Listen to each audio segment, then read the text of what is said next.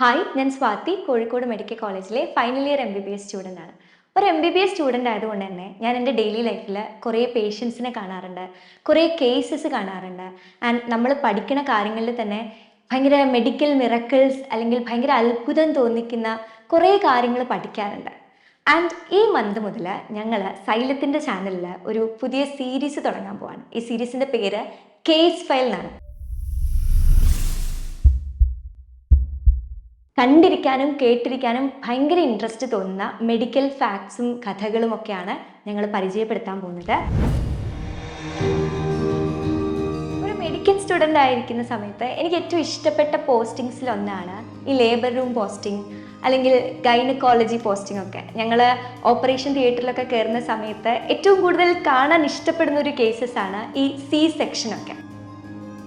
സംഭവം അമ്മമാർ ഭയങ്കര പെയിൻഫുൾ ആയിട്ട് കടന്നു പോകുന്ന ഒരു മൊമെൻ്റ് ആണെങ്കിൽ പോലും ഒരു ബർത്ത് വിറ്റ്നസ് ചെയ്യാന്ന് പറയുന്നത് something so special, something so magical. അതായത് നമ്മുടെ അബ്ഡോമൻ്റെ ഓരോ ലെയേഴ്സും ഇങ്ങനെ ഇൻസൈസ് ചെയ്തിട്ട് അവസാനം ആ യൂട്രസിൻ്റെ ലെയറും കൂടെ ഇൻസൈസ് ചെയ്യുന്ന സമയത്ത് ഈ ആംനിയോട്ടിക് ഫ്ലൂയിഡൊക്കെ പുറത്തേക്ക് തെറിച്ച് ഒരാളൊരു കുഞ്ഞു ജീവൻ പുറത്തേക്ക് വരുന്ന ആ ഒരു മൊമെൻ്റ്, ആദ്യമായിട്ട് ഭൂമിയിലെ ശ്വാസം ആ കുഞ്ഞുള്ളിൽ കിടക്കുന്ന ആ മൊമെൻ്റ്, ആദ്യമായിട്ട് കരയുന്ന ആ മൊമെൻ്റ്, ടൈമൊക്കെ വിളിച്ച് പറയും. ഇപ്പം ഓക്കെ 11 AM കുട്ടി ജനിച്ച സമയം, അതാണാണോ പെണ്ണാണോ എന്നൊക്കെ സിസ്റ്റർജി വിളിച്ച് പറയും.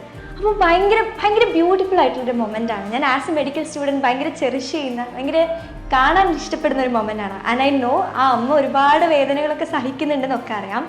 എനിവേസ്, ഞാൻ പറഞ്ഞു തരാൻ പോകുന്ന കഥ ഇങ്ങനെ 2010 മെയ് 12 ഒരു ഹോസ്പിറ്റലിലെ ലേബർ റൂമിൽ ഒരു കുഞ്ഞു ജനിച്ചു. ആൻഡ് ജനിച്ച സമയത്ത് തന്നെ നമ്മുടെ സിസ്റ്റർജി സമയവും അതുപോലെ തന്നെ കുഞ്ഞാണാണോ പെണ്ണാണോ എന്നൊക്കെ വിളിച്ചു പറഞ്ഞു. ആ കുഞ്ഞൊരു പെൺകുട്ടിയായിരുന്നു. കാണാൻ ഭയങ്കര ബ്യൂട്ടിഫുൾ ആയിട്ടുള്ള, നമുക്കൊക്കെ ഭയങ്കര ഓമനത്വം തോന്നുന്ന ഒരു കുഞ്ഞു മോളായിരുന്നു അന്ന് ജനിച്ചത്.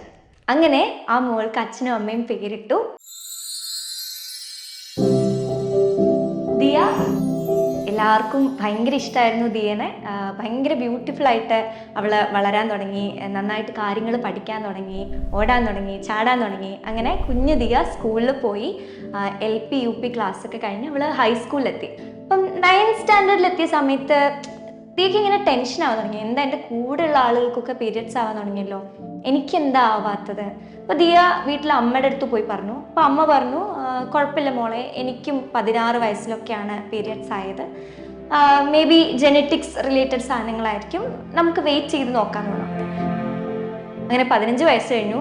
16 വയസ്സും കഴിഞ്ഞ സമയത്ത് ദിയ പറഞ്ഞു, അമ്മ നമുക്കൊരു ഡോക്ടറിനെ കൺസൾട്ട് ചെയ്യാം. അങ്ങനെ ഡോക്ടറിനെ കൺസൾട്ട് ചെയ്യാൻ പോയി. അപ്പോൾ ഡോക്ടർ ദിയനെ കണ്ട സമയത്ത് തന്നെ ഷീസ് പെർഫെക്റ്റ്ലി ഓക്കെ, ഭയങ്കര ബ്യൂട്ടിഫുൾ ആയിട്ടുള്ളൊരു ഗേളാണ്, എല്ലാം കൊണ്ടും ഷീസ് ലൈക്ക് ടോട്ടലി ഓക്കെ, പ്രശ്നങ്ങളൊന്നും തോന്നുന്നില്ല. അപ്പം ഡോക്ടർ പറഞ്ഞു, കുഴപ്പമില്ല, നമുക്ക് കുറച്ചുകൂടെ വെയിറ്റ് ചെയ്ത് നോക്കാം, ചില കുട്ടികൾക്ക് 16-17 വയസ്സൊക്കെ കഴിയാറുണ്ട് പീരിയഡ്സ് ആവാൻ വേണ്ടിയിട്ട്, നമുക്കൊന്നുകൂടെ ഒന്ന് നോക്കാമെന്ന് പറഞ്ഞു. പീരിയഡ്സ് ആവുന്നില്ല എന്നുള്ളൊരു പ്രശ്നം ഒഴിച്ചാൽ ബാക്കി ഒരു പ്രശ്നവും ഇല്ല എന്ന് നിങ്ങൾ മനസ്സിലാക്കണം കേട്ടോ. എന്നാൽ കുറച്ചു കാലം കഴിഞ്ഞിട്ട് വീണ്ടും അവൾക്ക് പീരിയഡ്സ് ആവുന്നില്ല എന്ന് കണ്ട സമയത്ത് അവർ രണ്ടാമതൊരു ഡോക്ടറിനെ കാണിക്കാൻ പോയി. അങ്ങനെ രണ്ടാമത്തെ ഡോക്ടറെ കാണിക്കാൻ പോയ സമയത്ത് ഡോക്ടർ ദിയ പറഞ്ഞ കാര്യങ്ങളൊക്കെ ശ്രദ്ധിച്ച് കേട്ടു, അമ്മ പറഞ്ഞ കാര്യങ്ങളൊക്കെ കേട്ടു. ആൻഡ് ഡോക്ടർ പറഞ്ഞു, നമുക്കൊന്ന് സ്കാൻ ചെയ്ത് നോക്കാം, ഒരു USG അൾട്രാസൗണ്ട് സ്കാൻ എടുത്ത് നോക്കാമെന്ന് പറഞ്ഞു. അങ്ങനെ അവർ ലാബിൽ പോയി. സ്കാൻ ചെയ്ത ലാബ് ടെക്നീഷ്യനില്ലേ, ആളിങ്ങനെ ദിയയുടെ USG സ്കാൻ റിപ്പോർട്ടിൽ ഇങ്ങനെ നോക്കി നിൽക്കുകയാണ്. സംതിങ് ഈസ് മിസ്സിങ്, എന്തോ ഒരു പ്രശ്നം.